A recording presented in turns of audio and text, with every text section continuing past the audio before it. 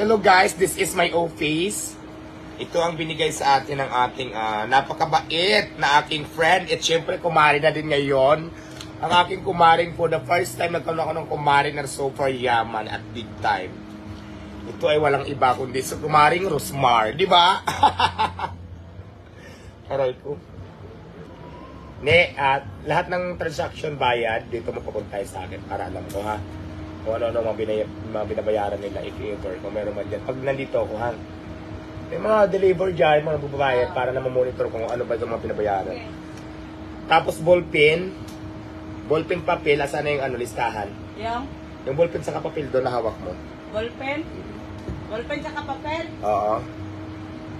Ayan, ito na po yung bahay.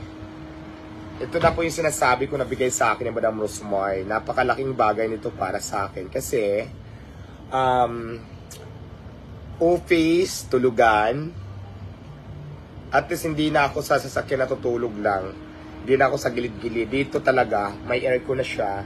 At saka, magagamit ko talaga siya ng maayos. Kaya, maraming salamat Madam Rosmar. Ay, kumaring Rosmar na pala. Napakabait mo. So, akala nila talaga warlock ka, pero in real life, mabait talaga siya. Binigyan pa rin ako ng aso, mamahalin, nandoon, alaga ko siya. Iniisip ko kung paano ko papuntahin dito yung aso.